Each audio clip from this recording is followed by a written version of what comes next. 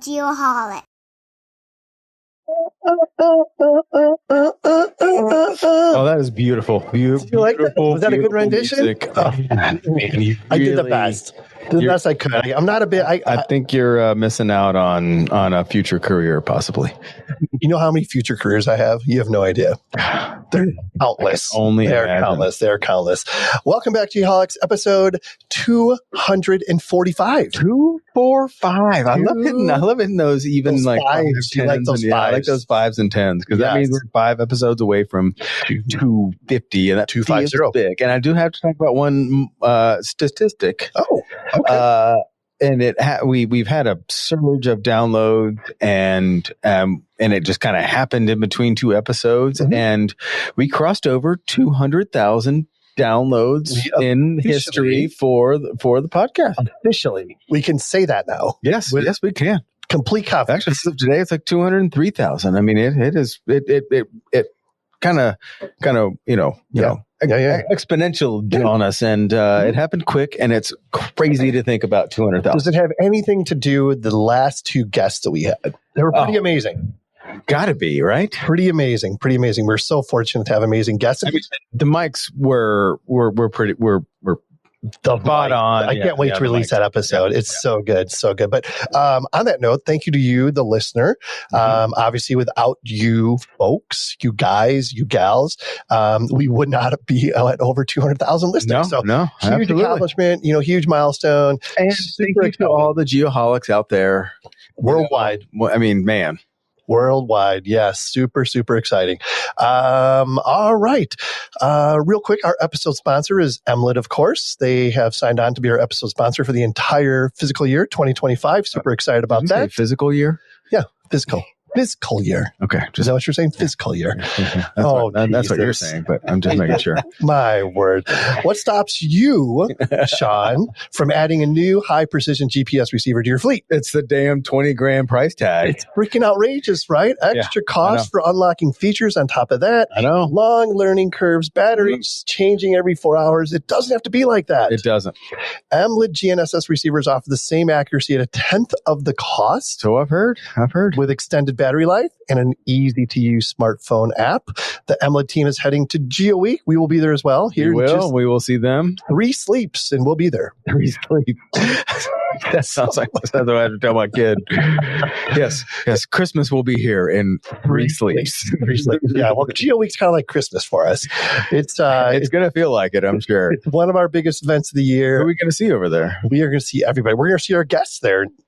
Next week. But most importantly, Emlet is going to be at booth 530. 530. Stop by, talk to the regional manager, Matthias Stone. I think it's Sione. Matthias Sione.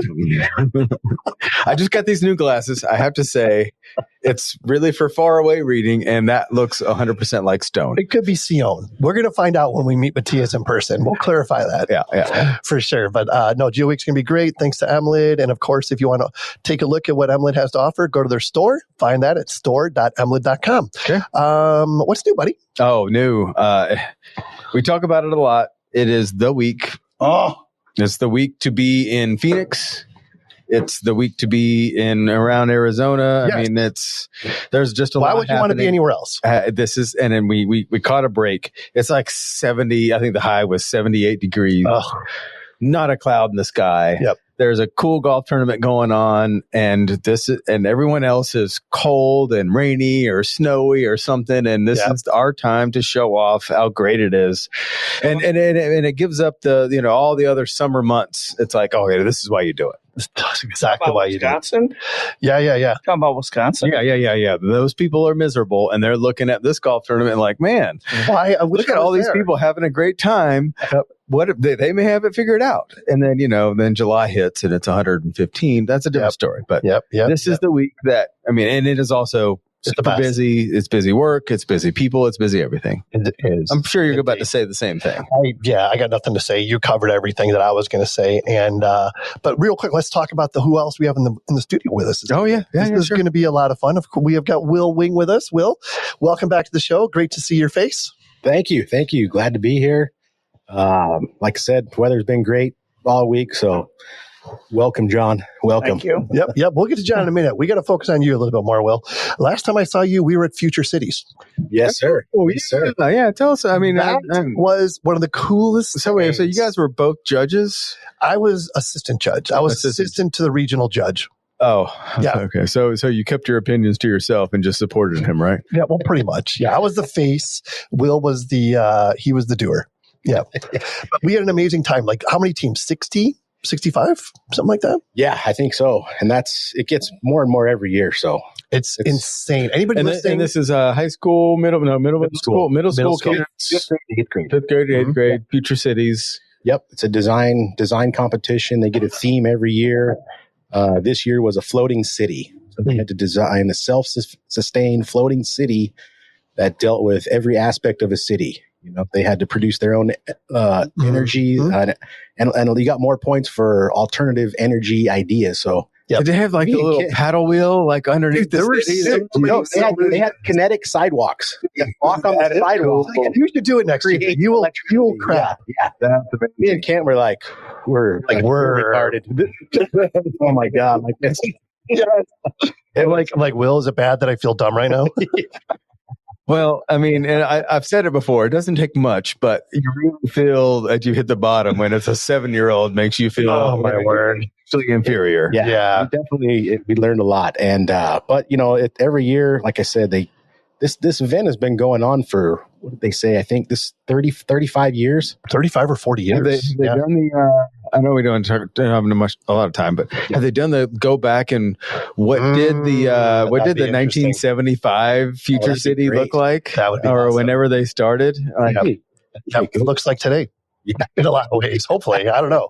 But it was such a cool event. Anybody listening, if you haven't heard about this, please check out Future Cities. It's so cool. And I can't wait to go back and do it again next year. Next year, I think the Geohawks might play a role. Yeah. Probably do some interviews with teachers and it was a little last minute for me, but I want to be involved in something.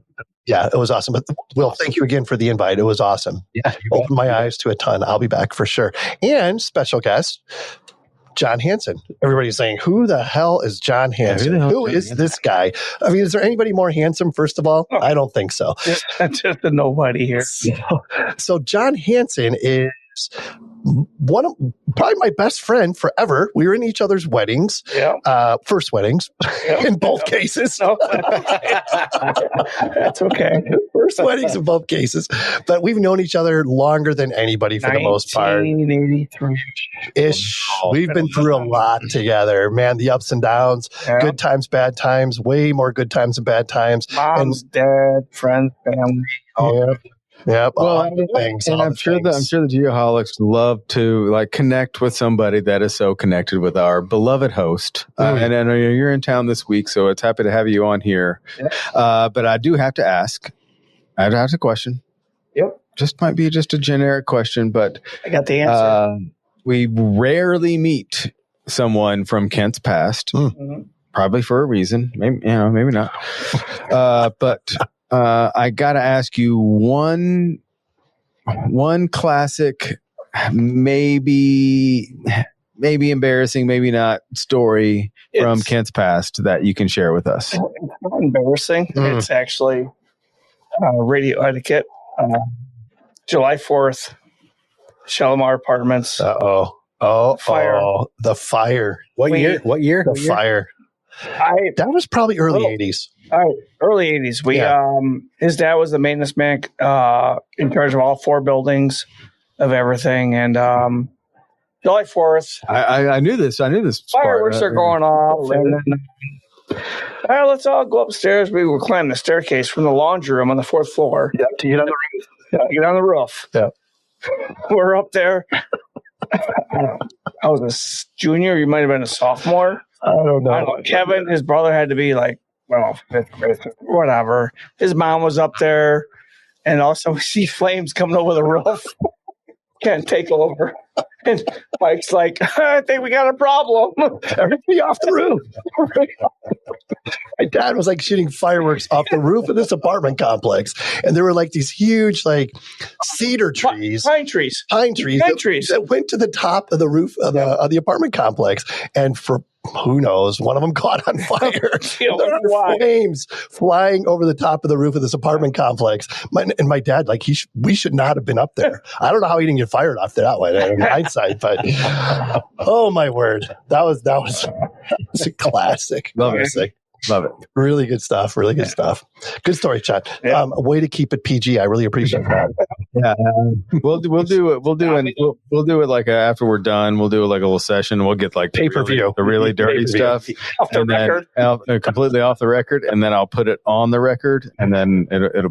Sean's going to make a little money on the side. Of course. All right. Next up, we got the Skyscopes Song of the Week. Skyscopes is an aerospace company specializing in geospatial and technology solutions for industries such as electric utilities, oil and gas and infrastructure, aviation services, geospatial services, solutions delivery, providing end-to-end workflows encompassing data collection, processing, and delivery tailored to client needs. To find out more, go to skyscopes.com. And if you're ever in Arizona, which is where Skyscopes is based, they're set up at Deer Valley Airport. Oh yeah, you got to check that out. Stupid. Yeah, it's really cool. These guys, my goodness, they got a lot of cool stuff going on.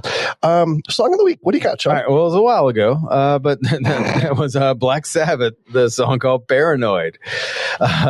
Black Sabbath, British heavy metal band, formed in Birmingham in 1968 by guitarist Tony Iommi, bassist Geezer Butler, drummer Bill Ward, and vocalist Ozzy Osbourne. Widely regarded as the pioneers of heavy metal, I don't think there's really any argument there. The band developed a dark heavy characterized by down-tuned guitar riffs and themes of doom, war, and the occult. Sounds lovely. Yeah, I know. And man, people love them. Black Sabbath's influence on the metal is unparalleled, and they were inducted in the Rock and Roll Hall of Fame in 2006. Dude, I understood about every other word you said. That was the weirdest read ever. I kind of blurred through it. If you play it backwards, though, just like Sabbath, you can hear every word. Yeah, and sync it up with Wizard of Oz. This Sabbath heads heard it. That's all that counts. That's awesome. All right, we are in the Altera studio as usual. Altera Central is the authorized premier Trimble dealer for survey, mapping, GIS, forensics, and marine equipment in Texas, Oklahoma, Arizona, and New Mexico. They also offer field supplies and can deliver them right to your job site. Huge benefit there, and they're really good at it. All backed by a service department with one of the fastest turnarounds in the nation. AlteraCentral.com is where you will find out everything you need to know about Altera Central. Yeah, can't say enough. We do always. Guys are amazing. Yep. We got to reach out to Scott Spears. I haven't talked to him in a while. I'm sure we'll see him next week. Oh, maybe he'll be. Altera will be there for sure. Can't wait. All right, next up, the Hexagon Weekly Pro Tip. Hexagon is a global leader in digital reality solutions, combining sensor, software, and autonomous technologies to empower an autonomous future. The future is autonomous, by the way. Heard. Their solutions are utilized across various industries, including manufacturing, infrastructure, public sector, and mobility applications to enhance efficiency, productivity, quality, and safety. To find out more, simply go to hexagon.com. What do you got for us this week, Sean? Ooh, this one's a mouthful, but I think I got it. Okay, here we go. Innovation is the unrelenting drive to break the status quo and develop anew where few have dared to go. That was Stephen Jeffs. Director of Customer Experience at, I don't know what that is. INEOS Automotive. Oh, okay, sure. It's a great quote. I like the quote more than the title. The title is hard, but yeah, no, totally understand. And the thing is, I think our guest this evening can totally relate to this. Oh, absolutely. And we're gonna expand on that here. And I think we may have like a use case where it's going to really drive it home. I think we're gonna have that as well, for sure. All right, next up, moving on, the NLC Prep question. Well, you didn't like this title, but I'm going to use it because we never changed it. The question to make you think title, right? You don't like that. You don't like that. No. We got to do something different next time. I know. But the cool thing is, for all the listeners, if you will email us at info@thegeoholics.com, the correct answer of this question, you will get a $10 Amazon gift card. Right? Oh, okay. Yeah. Okay. Yeah. You on board with that? I need to check the numbers, but I think we can swing that. But for this week, we're okay. This week we're okay. All right, fair enough. I'm not sure about every week. It's a yes. It's a little. We have to check with our accountant. We'll check with the other favorite. The other favorite. All right, and also NLC Prep is for those dedicated to passing their land surveying exams on the very first try. Very first try. And I know people that have used NLC Prep firsthand. Super, super successful program there. So what's the question this week, Sean? Okay, here we go. And this is quite technical. I really dug deep here. Do you know the answer? We'll find out here in a second. Absolutely not.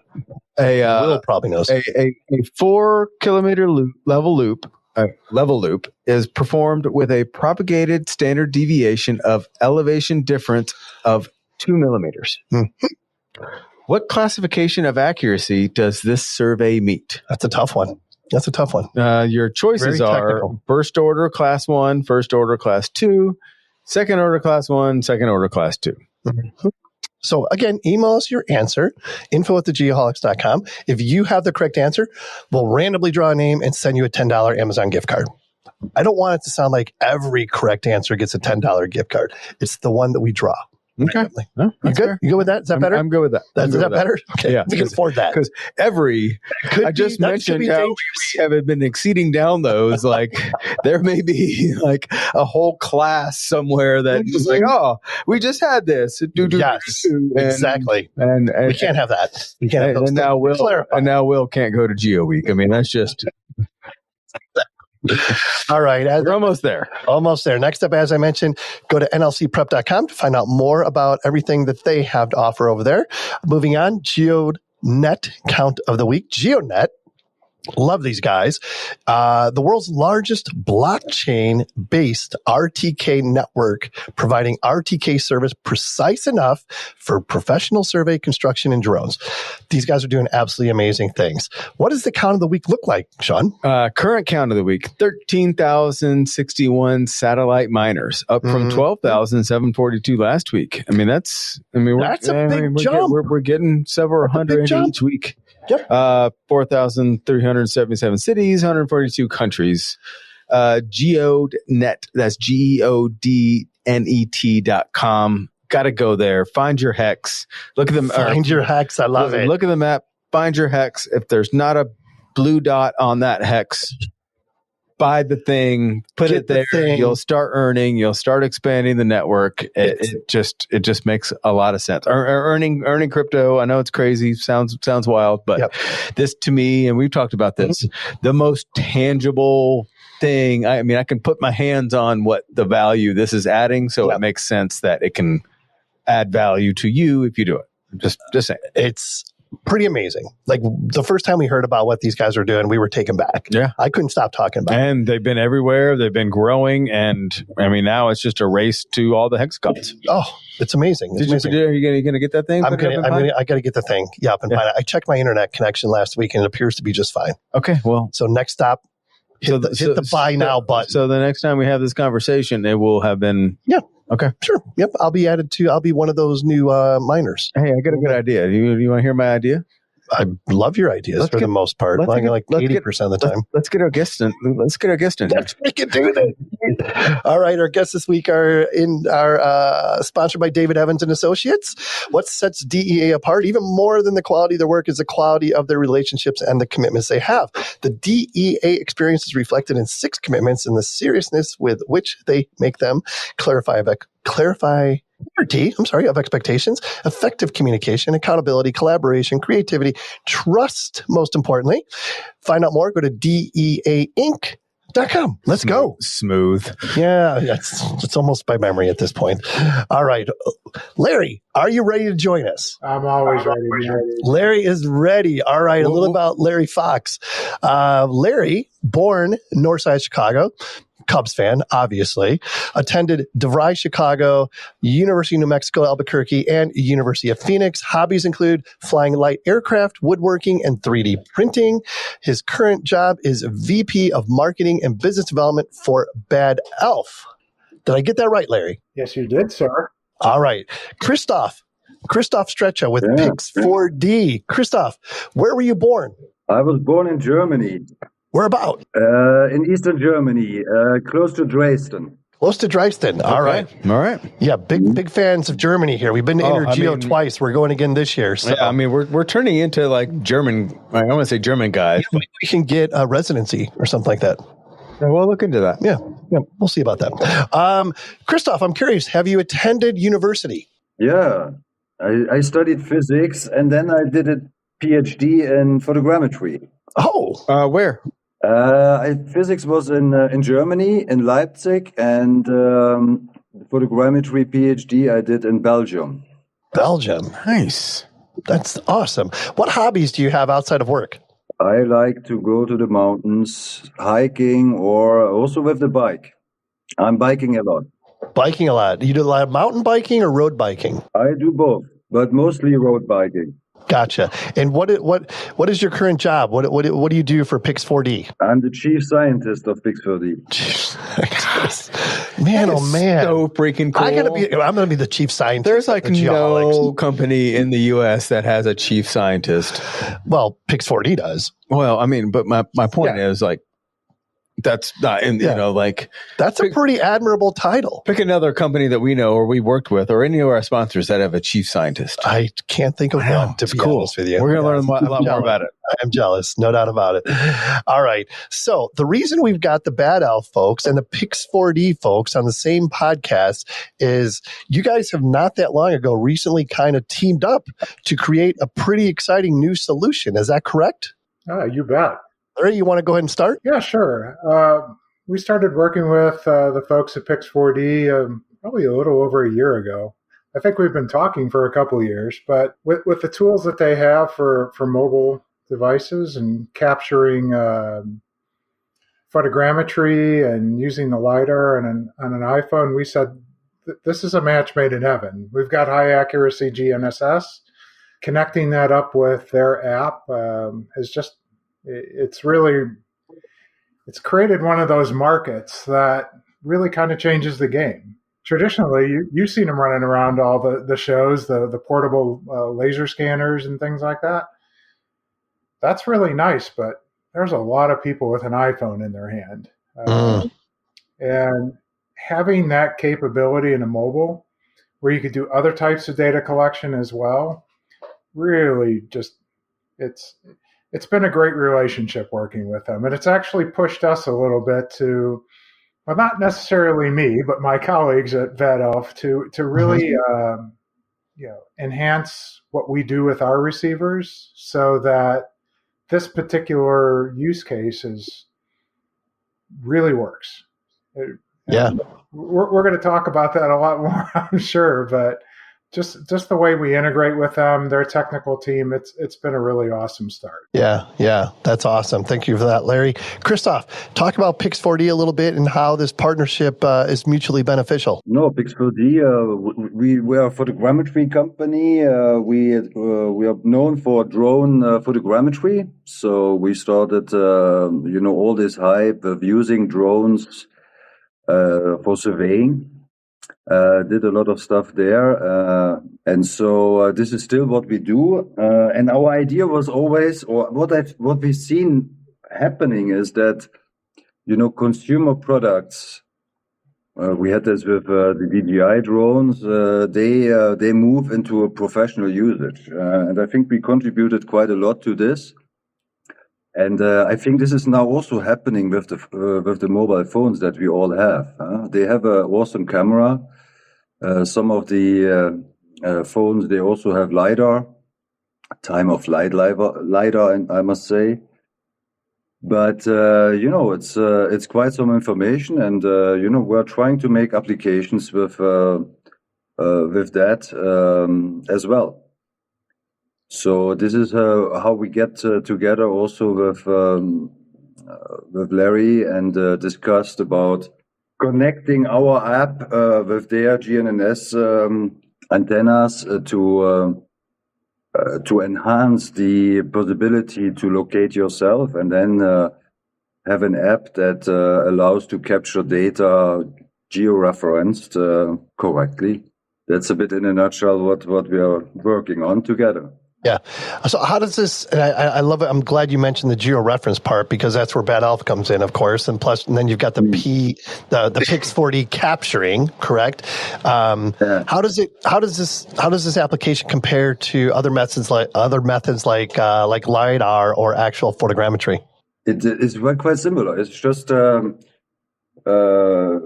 we are using the sensors that the phone has. The phone has the camera. So we're not here in this case, we are not using an external camera. We can also use that in our software, but your phone has the camera, it has a time of flight LiDAR if you have an iPhone. And then we are connecting our app that collects the images and the LiDAR. We connect that app with the GNSS antenna of that Elf to receive the information about where we are. And then all the data, all the images and the LiDAR information from the phone has the additional information about, where we are much more precisely. And then we can have in a post-processing stage or even on the device already three-dimensional information collected from the images and the time of flight LiDAR of the phone. Music to my ears. Love it. Yeah, and then Will, I appreciate you speaking up there. You're a user of this application, correct? Yes, sir. You talk about the workflow a little bit and like some of the applications you've used it for and have had success with. Yeah, I've been using it for probably 4 years now. My old phone didn't even have LiDAR. It was just photogrammetry, but it still produced using Pix4D catch, I could still produce a point cloud, that I could send to an engineer on an open trench, and they could see what was in there at the time of construction before it got backfilled. And at that point, you're not really concerned if it's georeferenced, but I always wanted to, even when I had it back then, I was like, God, if I could just put some targets in here, shoot these targets, with my GPS, and I could process it just like I do the drone flights. And so now, being able to put the Bad Elf, right on your phone, and it's already georeferenced. So the same receiver that I'm shooting all my control with, I can georeference, the stuff that I'm walking around with, and it all comes together in one big package. And, like I said, it's great for QC. If you don't have, a receiver to put on it, it's still, you're capturing that data before it's buried, and I was just telling the guys a while ago, I was doing a job in New Mexico, and they had an open trench, and there were these ponds, and they were filling them up, and they were supposed to have thrust blocks underneath the water structure. And they were just cutting the PVC pipe and using those to kind of shim the pipe up, and I'm not that far into the plans, I'm just collecting as-built, but, while I'm there, I'm going to shoot that trench. And with the way that Pix4D Cloud works, I can take that same Pix4D catch file and email it to my client, and he can open up the web map. So he doesn't have to have this fancy software to open it up and look at the point cloud, and he can even take measurements on it. And so just being as a QC standpoint, he can look at that and he's going, hey, no, they're not supposed to be using that PVC. Those are supposed to be thrust blocks. Time out. Tell them don't backfill. So you're taking photos and uploading them to Pix4D, or you're using Pix4D in the Pix4D app. Basically, what it does is as you're walking around, it turns the screen purple. That's the photo, right? And as you're walking, it's putting in the correct overlap. So, but there's a certain workflow that you have to use. Like I tell people, it's like, like a frozen yogurt machine, right? You want to start at the bottom, and you work your way around. Your next lap around, you're getting half of what you had before with your overlap. Kind of walking around your next lap, you're going halfway up. You're doing it again. So it takes, 2 or 3 laps walking around. But you're getting it, kind of like, or painting a car, you got to get your overlap in there. And when you say when you're getting it, what you're getting is you're getting something that you can send to the cloud real time. Correct. In real time. Yep. And then someone can grab that from the cloud and get a 3D image. Yes. And collect some. How accurate are we talking about the data that you can? So I'll give you an example. So we were in Vegas for a conference, and it was right before the F1 race. So they had an F1 car in the lobby. This is a great story. They had an F1 car in the lobby, and I'm like, oh my God, I want to scan that thing. And they had a security. Oh, we were there with you. they had a security guard there watching that car 24/7, right? And so they were letting people take pictures, and I'm like, well, I mean, if you think about it, I'm just taking pictures, right? But I probably had to do about 15 laps around it because it's very intricate, right? And just with scanning, if you really got to do multiple laps to get those angles and stuff like that. Still, that was what, like 5 minutes? Yeah, at the most. I think 5 minutes to get thrown in the slammer. No. That was when I tried to do it with the big scanner. No. The security guard came up to us when you touched the thing next to the sign that says, "Don't touch this." And you're like, "Oh, the rubber is so real." Like, yeah. There's a sign that's like a 5-year-old, Sean. You know that. I know. The guy's like, "Dude, don't touch the thing." And it's like, how old are you? Yeah. So basically, I scanned the whole thing. It came out awesome, and we were testing it. We were like, well, let's measure the wheel. Let's look at what a Formula One wheel, I think, is a 16-inch wheel. So you measure it in the program, and it's it's like 15.3, right? You're talking about like OD or like inside, and then there's some stuff. But if I would have put some stickers on the pillars in there, brought my gun in there and brought control in and shot those stickers, I could process that just like I was telling you how we do the photogrammetry process. Yeah. Each picture that is in that control photo, you can center it up and process it to that control. And then when you measure that wheel, it will be 16 inches right on the money. So when you constrain it. Correct. Yeah. Gotcha. And so that's what, with the Bad Elf, it's on your phone. So it's already pretty much constrained. I mean, obviously you want to tighten it up if you can. Yep. But yeah, it's even inside. It is. Yeah. Even indoors? No, you can't use the GPS indoor, but you can use your phone indoor. And if you transfer your control, I'm with you. I got you. What I mean? Bring it in with the gun and shoot it in.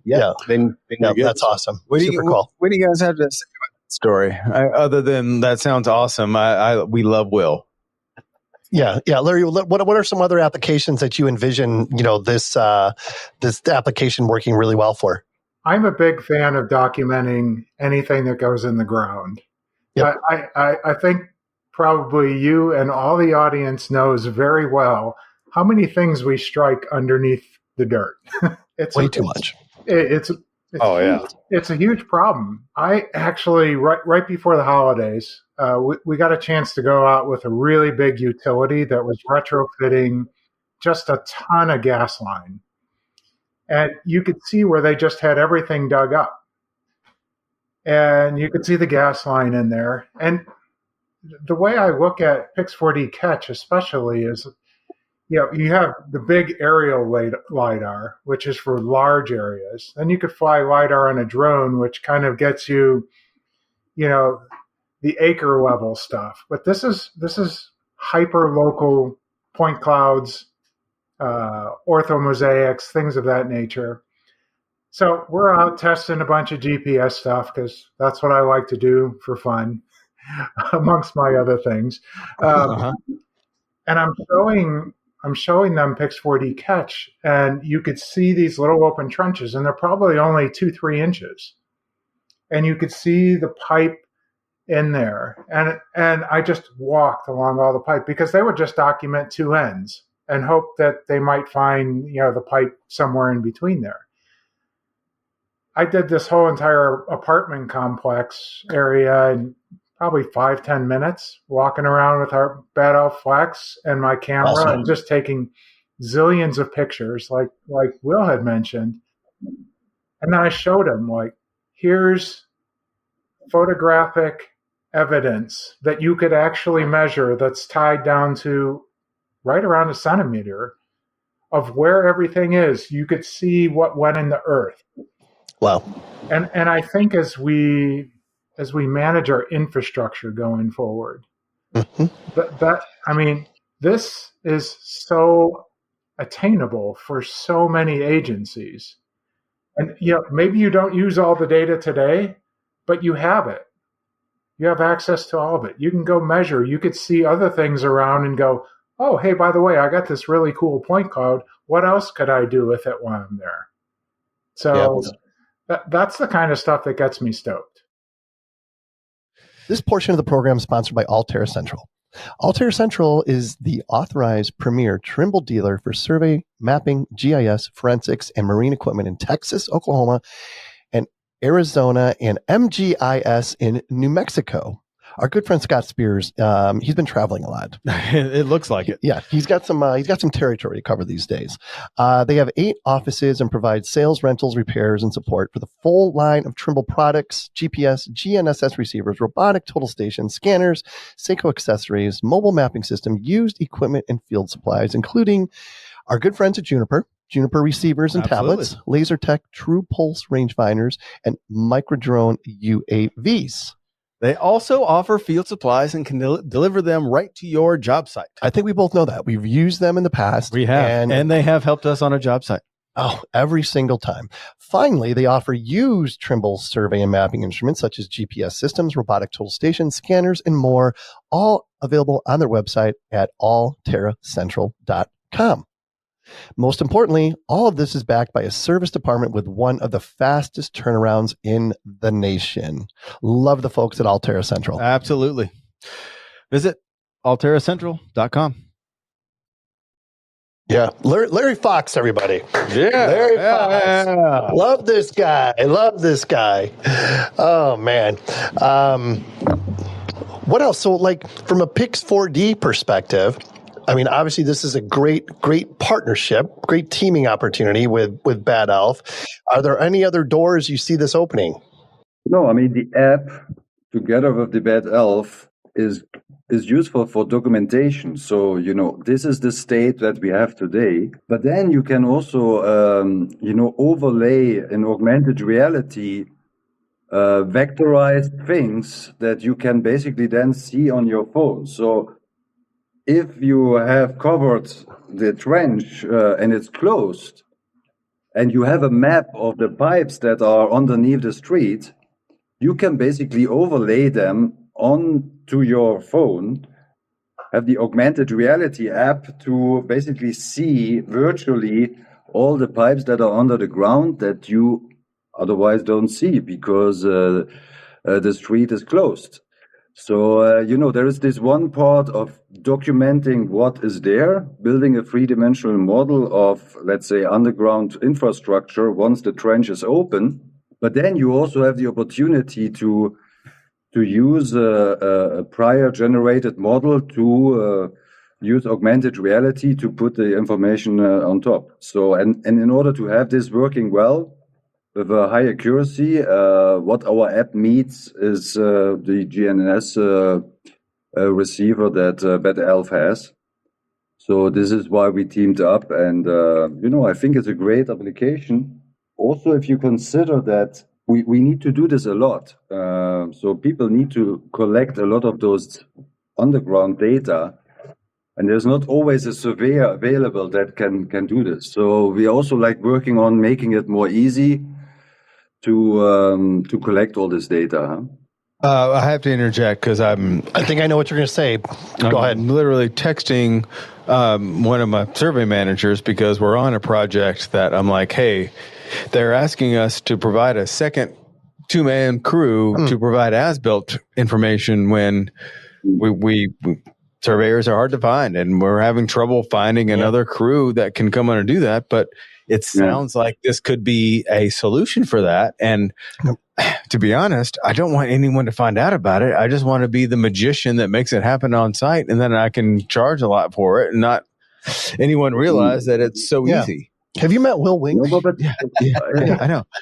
He might be able to help you out. He's too freaking busy, but I mean, we're at a confidential site, putting in a lot of utilities in a small confined area that might be around the solar, kind of business, and they got to figure out where all these lines are going, but they're going in constantly, so you can't just have a surveyor laying an outline and then another one as built in, because you got two guys right on top of each other. But with some ability with photos and being able to ground truth, we can do that without having to do the whole thing.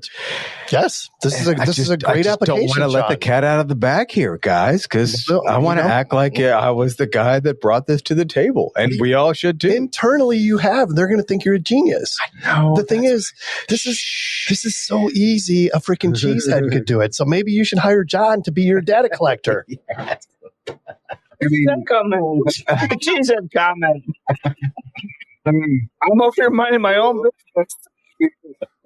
But to his credit, we are talking about to make this easy enough for someone to hold something and push a button and do the same thing that thank you, Sean, that a 2-man crew at $200 an hour needs to handle. This guy clearly isn't $200 an hour, but he adds a lot of value, and it's possible. Yeah, you put a mic in front of my face. I know what to say. It's awesome. That was a great interview. That was amazing. But the thing is, like, what you guys are talking about, Larry and Christoph, amazing applications for this partnership, this technology. On the surface, when I think about it, I'm like, man, this is probably going to cost a lot of money to get to the point where I can do what these guys are suggesting. Is that the case, or is this a pretty low-cost solution? Larry, you want to start with that? Oh, the incremental cost on top of the GNSS hardware isn't bad. The license model is, well, we have it up on our website, so feel free to go to bad-elf.com and check it out. But you're looking, you could get into it pretty inexpensively for a couple $1,000s a year. They're doing this. Pix4D has quite a sophisticated, product line, depending on how much you need to do. But for someone who's doing a catch user using cloud, it's not a large expense. And when you think about that, just from a business point of view, right? I'm a business owner. I got to go document all this stuff. You could see a payback period that could be, with a few jobs, and that's awesome. The rest of the year is gravy. There's another point to all this, which is, as Christoph mentioned, with the augmented reality and just the ease of use in general, it really lowers the training element. That's a big deal. You don't have to put a $200 crew out in the field. You could put an individual, train them for a day, make sure they really understand what they're doing. It's about making things more approachable. We got a lot of work in this world to do, right? Especially when it comes to infrastructure. I mean, this is the hot button. It has been for a very long time, and right now it's hotter than ever. Well, and I love that intro, and I want to piggyback a little bit with Larry on, and maybe get Christoph's take on it. What about, Larry brought up a good thing. How do you get this equipment and this technology and software more approachable? Because obviously that's the goal. No, I mean, it's pretty approachable.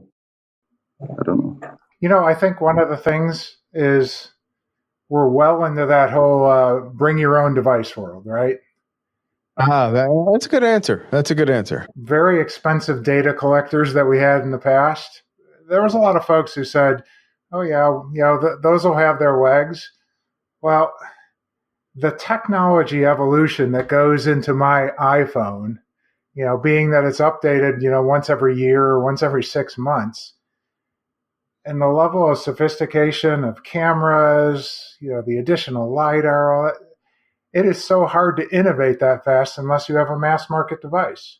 Mm-hmm. Well, you think about it, there's a lot of mass market devices out there. There's a lot of iPhones, and that just brings so much more capability than the dedicated device at a price point that, maybe you spend $1,000, $1,500 on, the top of the line phone. I happen to have a brand new iPhone 16, and the power you have in that, you mix it with a good GNSS that's, doing survey grade accuracy. You're capable of tying all that photogrammetry down to a hyperlocal level for a price of, $2,000 to $3,000 a year. I think that's pretty cool. That's amazing. So talk about how you make all this work, right? Like, people that are listening right now are like, oh my gosh, I can think of a great application for this in addition to what you guys already shared. Is it like, okay, I have to have top of the line iPhone or top of the line, what do you call this thing? Android? It's a Samsung. I have to have a top of the line Samsung Android thing, and then I have to buy a Bad Elf receiver, and then I have to subscribe to Pix4D. It sounds a little complicated. Is it that complicated, or is it pretty simple? You want to talk about it a little bit, Will? Yeah, it's I think it's two separate subscriptions. There's one subscription for Pix4D Cloud, and then there's another one for Pix4D Mapper. Those are the two that I use. I mean, I know there's Pix4D Survey, Pix4D Map. There's all these different ones, but those are the two that I got. And I literally got into it because a friend of mine bought a Parrot Anafi drone, and it came with a year subscription to Pix4D Survey at the time. And he didn't know what to do with it. Yeah. So he gave it to me. And so, he would go fly it, and then I would process. I learned how to do it. And, that's the one thing, though. It was tough for me to find use case scenarios that I could learn from. So I did a lot of YouTubing to try to find stuff. And that's literally how I learned how to do it. So, yeah, I would think that, or I was just wondering what, Christoph, what would be, somebody like John that wants to learn how to do this stuff, what would be the best place for him to go to get his feet wet in the Pix4D world? Besides Lambeau Field. Yeah. No, I mean, we spend a lot of time making videos for photogrammetry. That's what you're talking about. Yeah. Having classes, educating people, especially in the beginning, when you have a drone, how do you get survey grade accuracy from the images that you fly with that cheap drone?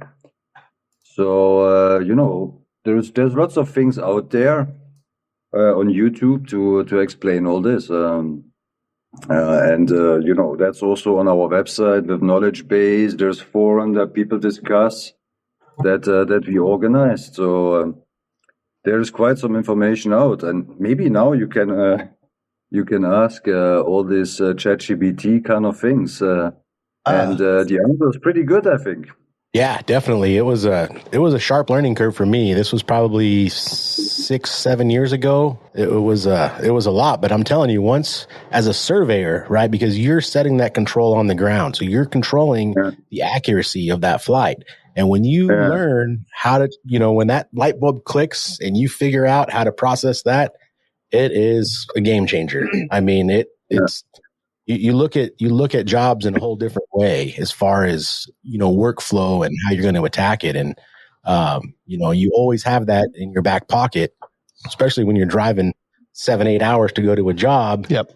You've got that point cloud in your back pocket that you can go back. Oh, you are damn sure not going to go back out there. So you're going to get every last bit of data. Yeah. So why not collect it, right? Exactly. That's amazing. Yep. Yeah.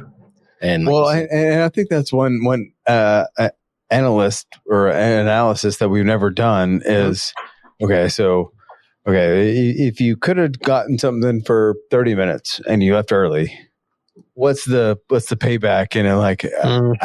What's the cost benefit when, if you didn't pick something up and it's, how far away does it need to be where you have to get some aero photography and take pictures and tie it all in, where if you missed one thing, then the whole thing doesn't make sense anymore, right? Yeah. I mean, if you're driving to a site 3 hours away, you have to do all of these things. You've done a great job of doing that. Yeah. And like I said, and it works well. It plays well with others, right? So I have a Trimble scanner, terrestrial scanner, but sometimes I don't want to take 2 or 3 setups to get, I'm doing a Pizza Hut in Kingman. I don't want 3 setups to get the drive through. I can go in there with my phone, right? Get all that stuff with my phone. And then even if I'm a surveyor, so I'm going to try to get some control in there. But even if I don't have the control in there, I can cloud to cloud register those two to pick up all that stuff that I couldn't get from those other setups. And, like I said, once you figure out how to bring all that point cloud data into a georeference zone where you can literally just pick any one of those little centimeter of whatever the ground spacing sampling distance is, you can pick any of those points and get an XYZ coordinate on it. It's awesome. I mean, I forgot to shoot an ADA ramp at the same Pizza Hut in Kingman. That happens. They called me afterwards. I'm like, oh shit, and I was still new at the time, right? So I brought that stuff in and I'm going, how do I get that? And I pull the scan out and, and if you've never worked in 3D, I think the younger generation has a leg up on this because it takes a little bit to figure out the 3D world, but to zoom in there and you're just looking at a surface and you can see the cut, where the ramp is, and you've got to pick your own points.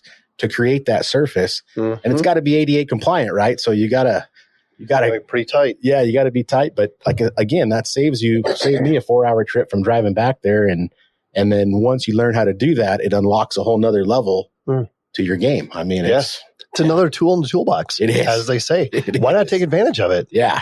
You know, it's just when I think I couldn't get any smarter, Will Wing comes along, right?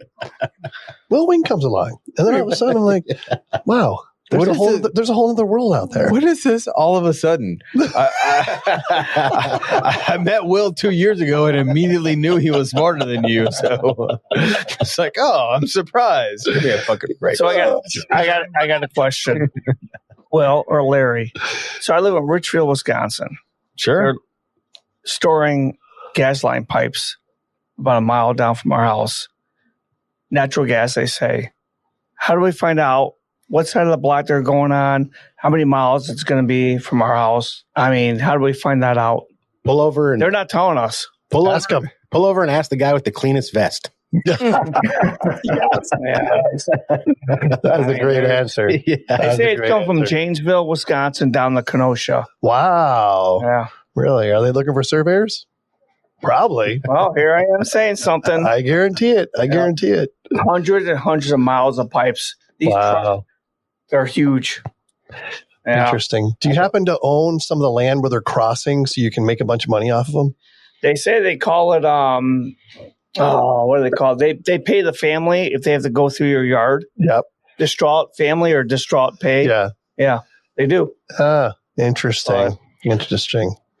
All right. So I want to move this along a little bit. We have a whole series of great questions, and we never follow any of them. But is there one in particular that stands out that you want to ask? No, the big one I want to get from Christoph is, it seems like he knows what's going on, and I really want to know, where are we going? He's chief scientist, by the way. I know. The chief scientist has to tell us what's next. What's next with Pix4D? I know it's a super secret lab that you can't tell us, but where is the group going and where is your head going? Yeah, I think we will use a lot of consumer devices. Mobile phones is going to be used a lot. And maybe also the job of a surveyor is going to be different. We talked about this. The surveyors, they will maybe not go on site to collect data, but they will sit in the office to basically control the data and look at the data that other captured. I think there will be a lot of things like that in the future. And so this is, where the mobile phone becomes really interesting because it's so easy and people know it that they can use it to collect data. And then the job of the surveyor is going to be more an office job rather than, going out and measuring things on the ground. That's what I think is going to happen. There is so much work also that we don't have enough people to, collect all this data. That's definitely one direction, I think, where things are moving ahead rapidly. Yeah. Hmm. Yeah, I think, Christoph, that's a great point. And, it's like you think about it, what's happening here by having, your phone with Pix4D and a bad elf. And, Will, this is not you, this is somebody else. This is, John going out there with his phone and with Pix4D on it and a bad elf, collecting data. He's looking at all these pipes that are coming down his road. He's, collecting pictures, this and that. Technically, he's surveying, right? So then there becomes like a regulation thing that comes into play, right? It's like, I wish you wouldn't have gone there, but okay. But there are some regulation concerns that go along with it. That's all I'm saying, right? No. What you're saying is you have regulations concerns and you're asking his opinion about them. Okay. What's your opinion about that? No, the surveyor, I think you can say this guy is surveying, but what is the added value of the surveyor is that he knows how to use the data to give a stamp that is survey grade. Mm-hmm. And that's what is the difficult part, but that's something you can do with the data in the office.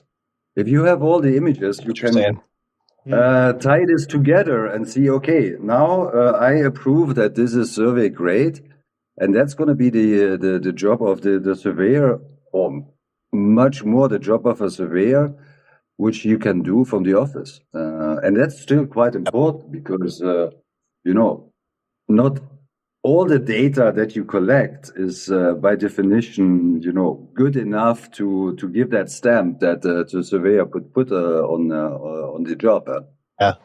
Yeah, I like that answer, Christoph, as a matter of fact. Larry, you got anything to add to that part of the conversation? I'm going to kind of double down on what Will was saying. One of the things that I talk to my students over at ASU, so shout out to ASU, is Go Sun Devils. Free plug, don't get used to it. SIU. Go Salukis. So I'm sure a lot of people on this podcast are fully aware. One of the most expensive things you do is driving out into the field and collecting your data. And if you miss one thing, your job just got really expensive because it's costing you time and money. Right. So you think about using tools like these. Will I know is a big fan of flying the drone. Why does he fly the drone? Because a lot of times he picks up stuff that he might not pick up just by doing a standard, terrestrial survey, walking around with a GPS and marking a bunch of stuff. There's so much more information. And you think about it. It's like if I spend another hour on the site and capture all this stuff, and someone comes back to me and says, hey, I need another work product, I go in my back pocket, I got all this data. I can go reprocess it. I can go reanalyze it. I can go create derivative products out of it. And man, that's powerful. And quite frankly, makes the surveyor that much more efficient, right? You're adding a lot more value if somebody says, well, hey, you were out there doing that. I noticed, there was a pile of dirt. Well, I walk around with Pix4D catch and I catch that pile of dirt and I can go tell them the volume of it. Yeah, you got, X cubic meters dirt sitting out there. I mean, just simple little things like that. It puts you one level above everybody else who's just doing the job. I got products now that I could bring to the table that nobody else really can. So, and it's accessible. Hey there, Geoholics. Let's talk about TopoDot. TopoDot is a comprehensive solution to manage point cloud data, assess data quality, and extract topographies, models, analysis, and other forms of digital twins. Geospatial data acquired along road, rail, utility, and other land survey applications present unique processing challenges. The TopoDot production process is designed to meet these challenges with the right balance between automation and quality, thereby ensuring complex project requirements are met at the lowest possible cost. TopoDot's applications are set up to make sure the quality assurance and control are always part of the extraction workflow, ensuring that deliverables can meet high standards while also maintaining a productive and efficient project schedule. Digital twin production at the lowest cost possible. To find out more, visit topodot.com. You guys have a unique application here, a unique solution that I love it. I think this is a great partnership and it makes perfect sense. Christoph, you have anything to add to that? Yeah, exactly. This is spot on. Awesome. What else? Well, what else you got, buddy? I did have a question, before we get to the last question, but I was curious about Larry, you're talking about specific products or specific instances where we can really transform. What's the best, and I'm going to go around the horn, what's the best use case that you found between on having a bad Elf receiver and being able to pull in Pix4D pictures and data and producing what's the best use case that you found so far? I would still say that, even though you could do, stockpile analysis to a certain degree and things of that nature, I really enjoy the concept of being able to document all this subsurface stuff. Yep. I love it. But as Christoph mentioned, the X factor here is really the augmented reality. I mean, think about taking your CAD as-built or your GIS as-built, dumping them into the Pix4D cloud training somebody for a couple hours and have them have the visibility of everything that's under the street, going through somebody's yard. But there's so many cool uses. I look at it from the PLSS kind of point of view. Imagine if you loaded property boundaries in there from CAD, and you could just simply walk out with a phone and go, yep, there's your boundary. I see it. Look, somebody is encroaching on you. It is the coolest and easiest little presentation that you could have and go, I got the boundaries here. We got a problem. Or everything's okay. Or you have enough clearance. Hey, do I have 6 feet? Because I need 6 feet from my property line to be able to put in, this type of capability.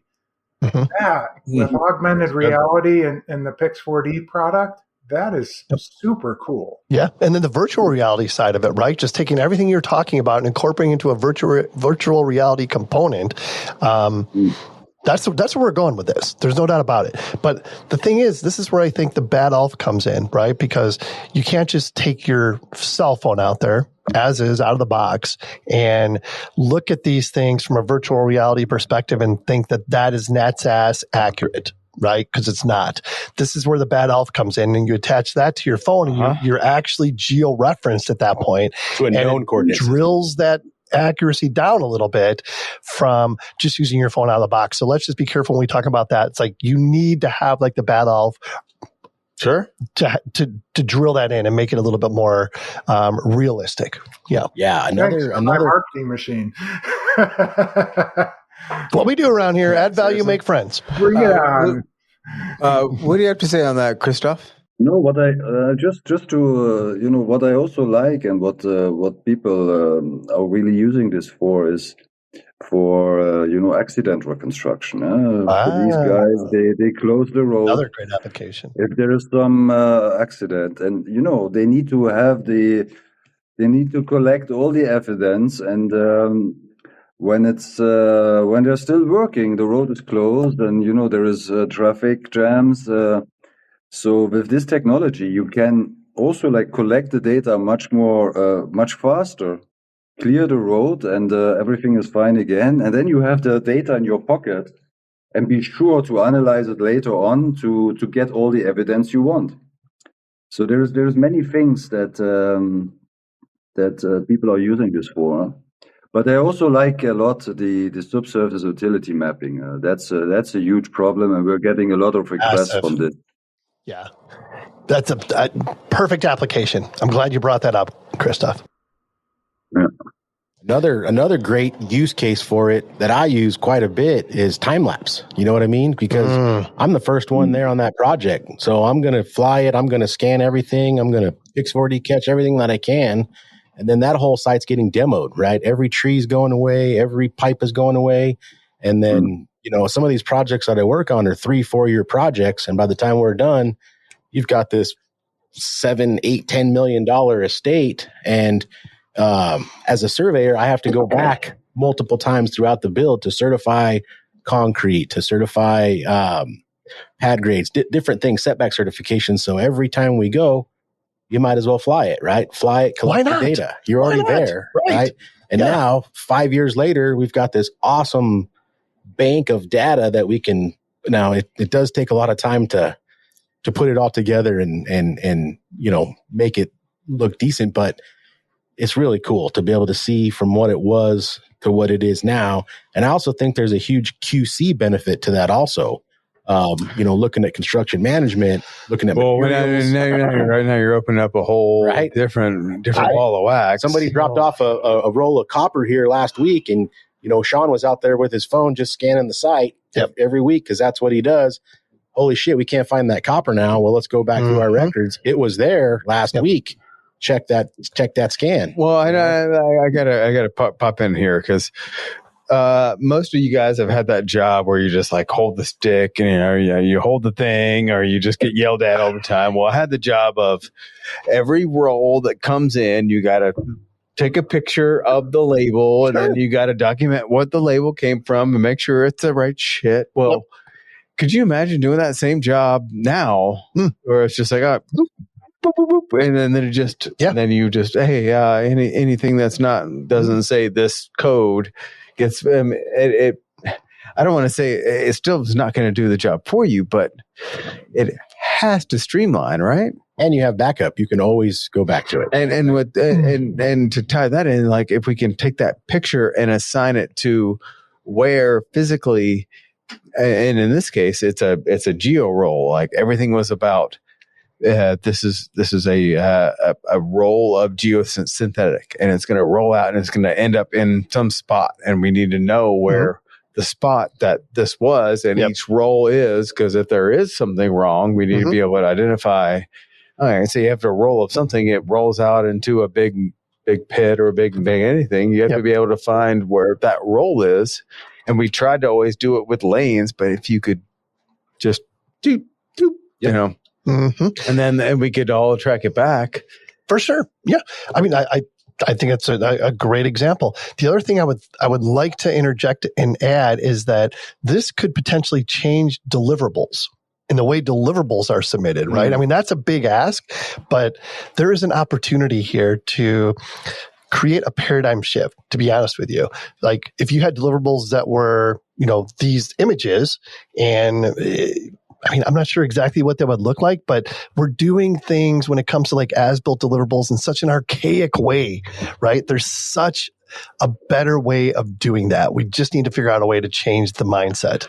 I don't think it's a mindset, and I'm going to ask these guys' opinion on it before I say something. But I don't think it's a mindset. I think it's how the industry accepts as built.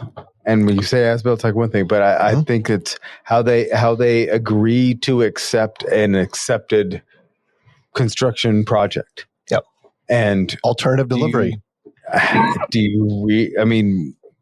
We'll start with Christoph. Christoph, I know it's like 2:00 in the morning there, so it's okay. It's okay if you were dozing off. He's like, yes, it is. Has there been any talk, and how do you accept construction projects and as-built? And is there an application of what you're doing here to accept that? And I'll say that a different delivery.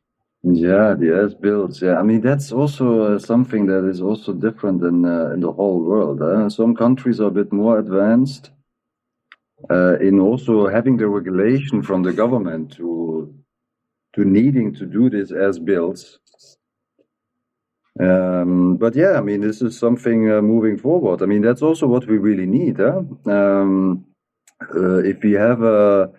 If we build something, it's never built as the architect wanted to have it, and but we need to know what was actually built in order to, maintain the digital twin of that asset. It's but it's a huge work also in terms of mind shift of construction companies to to deliver the as builds. Yeah. Yeah. What do you think about that same thing, Larry? Because I know you're itching to chime in.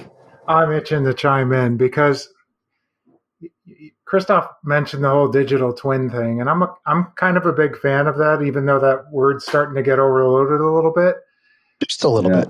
But, here's coming from my perspective of having worked with both engineers and GIS professionals. They look at as-builting quite a bit differently.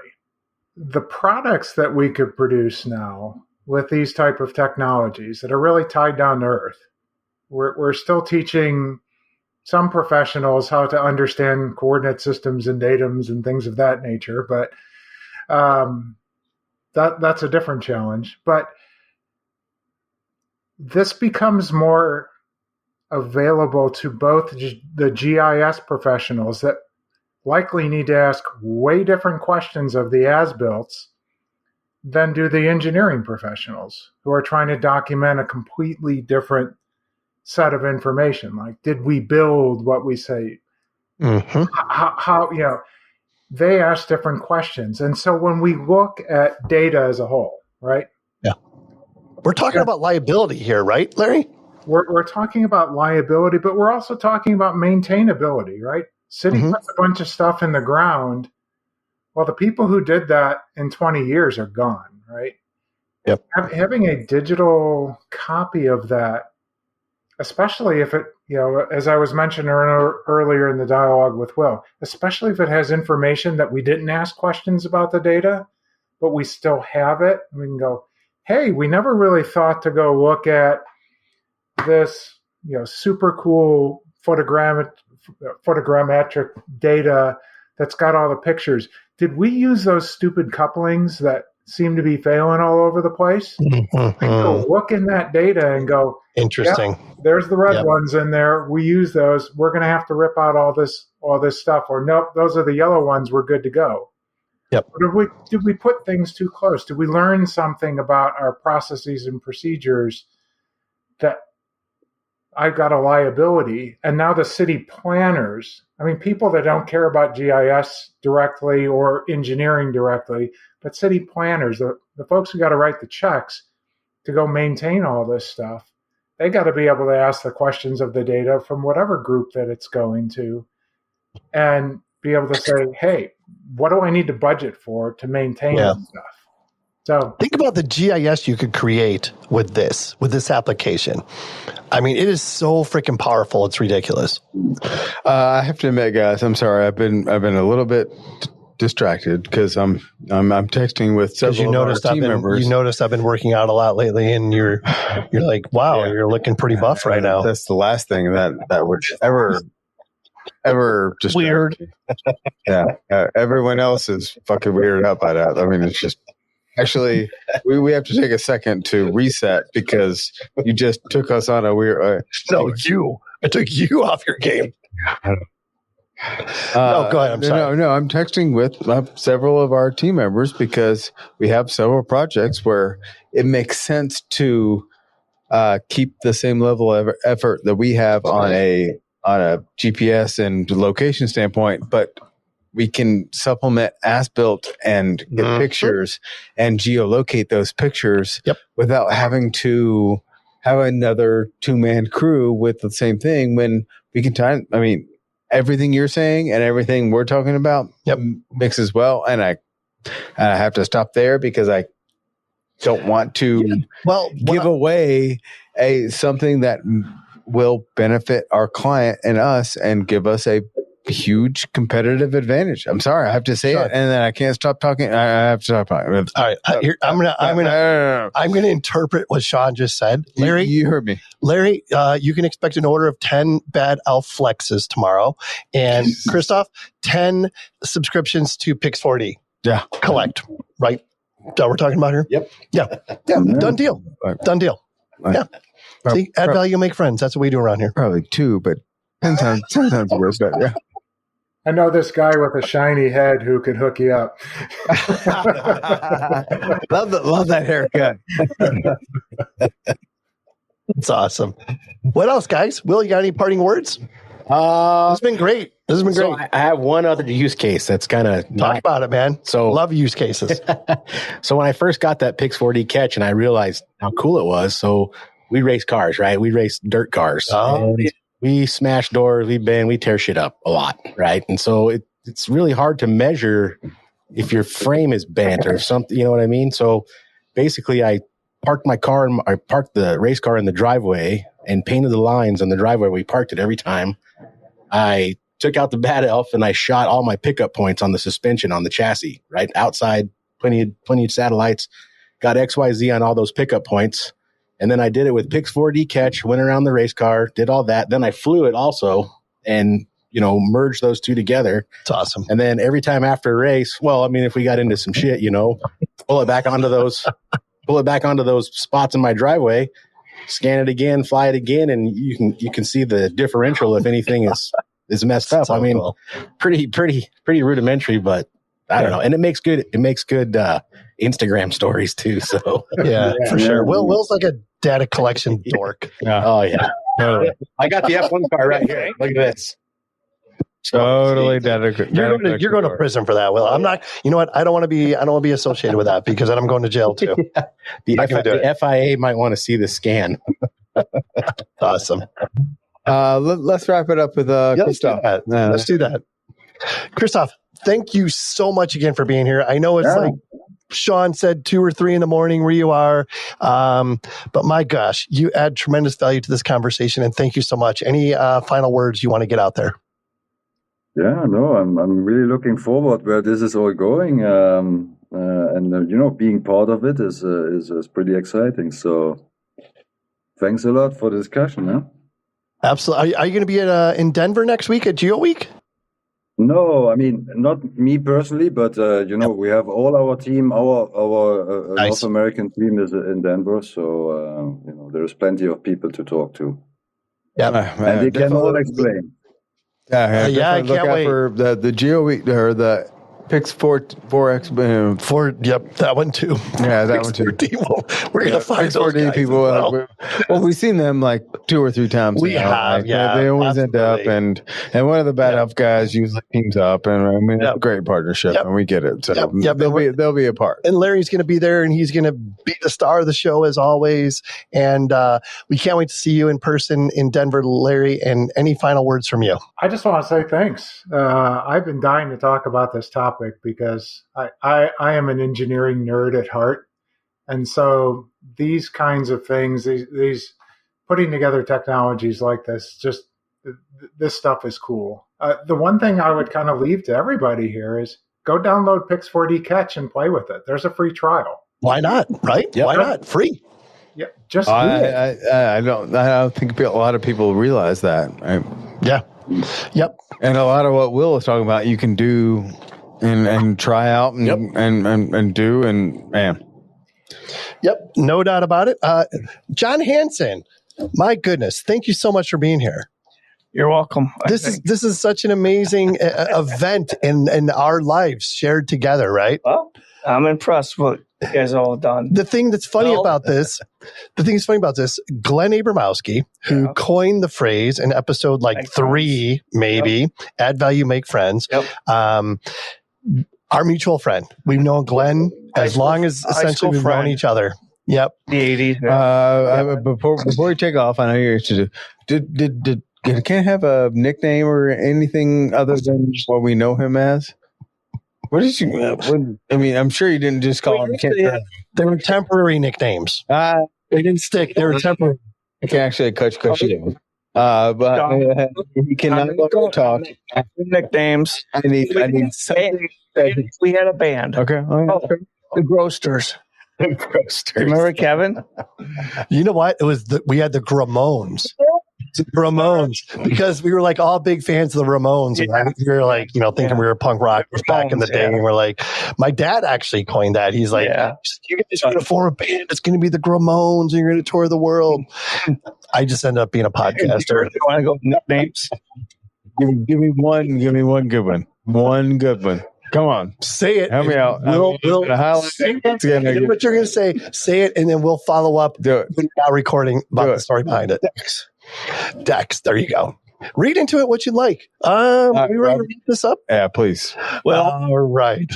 Let your imagination run wild. You know what? We can use Will's scanner to talk about Dex, as a matter of fact. All right, adding value, making friends. If anyone would like to be a guest on a future show, shoot us an email at info@thegeoholics.com. Also, send your answer to the question to info@thegeoholics.com. Paranoid. Did you just say the Geoholics? Sometimes it comes out the Growaholics. I've seen that as well. Actually, we need to register that right now. Yes, we do. That's another tattoo we'll get in Denver. Yeah. Paranoid by Black Sabbath, available everywhere. Until next time, everyone, man, oh man, such amazing content this evening. Thank you, Larry. Thank you, Christoph. Thank you, John. Thank you, Will. Sean, you got to be here anyway, so piss off. Pass. Most importantly, be safe and healthy, everybody.